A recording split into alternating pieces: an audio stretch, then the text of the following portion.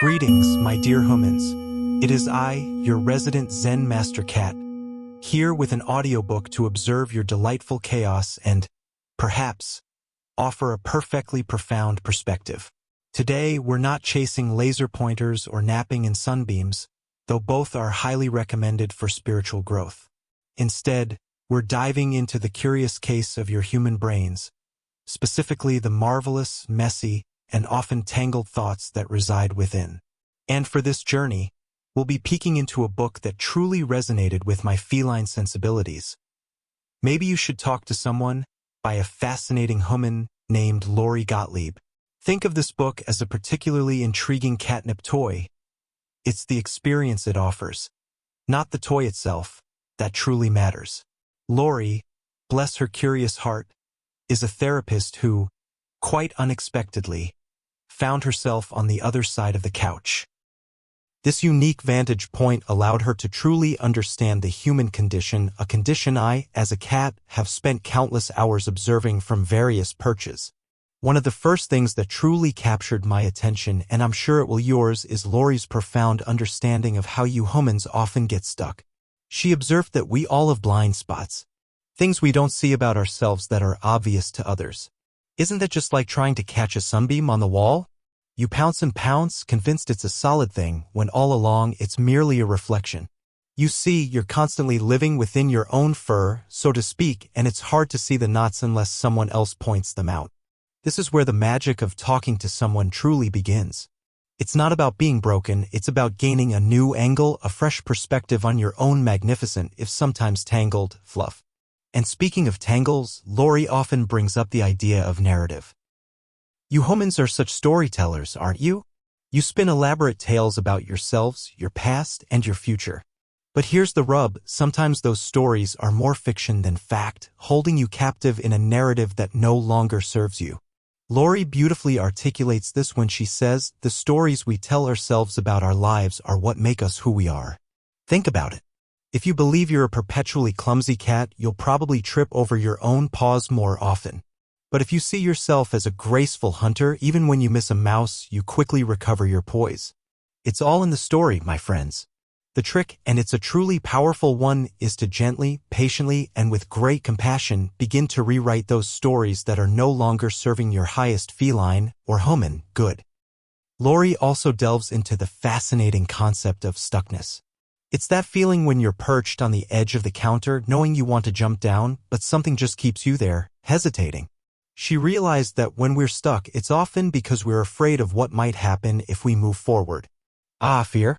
The great deterrent of all living creatures, even us fearless felines when faced with a particularly aggressive vacuum cleaner. But Lori helps us understand that this fear isn't necessarily a stop sign, it's often a signal. A signal that there's something to explore, something to understand about what's holding you back. It's about gently nudging that fear aside, not trying to wrestle it into submission. Sometimes, the bravest thing you can do is simply acknowledge the fear and then, with a deep breath and a flick of your tail, take the leap anyway. One of the most profound aha moments Lori experienced, and one that I found particularly insightful, was about the very nature of happiness. You humans are always chasing it, aren't you? Like a red dot that endlessly eludes your grasp. Lori discovered that happiness isn't a state, it's a direction. This, my friends, is pure Zen. It's not about arriving at a destination where suddenly all your problems vanish and you purr contentedly forevermore. It's about the journey, the constant movement, the subtle shifts in perspective, the tiny victories, and even the graceful acceptance of the occasional tumble. It's about finding contentment in the act of living, not just in the elusive concept of being happy. As a cat, I understand this instinctively. I don't wait for the perfect sunbeam, I simply adjust myself to the one I'm in, finding joy in the warmth regardless of its exact location. Then there's the messy, beautiful reality of grief. You humans try so hard to avoid it, to sweep it under the rug like so much shed fur. But Lori reminds us that grief is love with nowhere to go. This struck me deeply. It's a testament to the incredible capacity for love you all possess. When something or someone you cherish is gone, that love doesn't just disappear. It transforms, it lingers, and it needs a place to be expressed. To deny grief is to deny a part of your own vast heart. It's like trying to stop a cat from shedding. It's a natural process, and the best thing you can do is acknowledge it, brush it out, and allow it to simply be. This acceptance, surprisingly, is where true healing begins. Lori's journey also highlighted the subtle but powerful difference between guilt and shame. These are two particularly prickly burrs in the fur of human existence.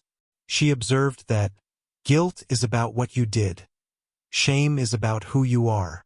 This distinction is crucial, my friends. Guilt, while uncomfortable, can be a motivator for change. If you accidentally knock over a vase, you might feel guilty, apologize, and be more careful next time. But shame? Shame tells you that you are the clumsy one, that you are inherently flawed, and that, my dear humans, is a deeply harmful belief. Understanding this difference is the first step towards unknotting those particularly stubborn tangles of self-judgment. It allows you to address your actions without condemning your very being. Ultimately, what Lori's insights continually reinforced for me, the Zen Master Cat, is the power of connection. You humans are not meant to navigate this world alone, despite your valiant attempts at solitary independence.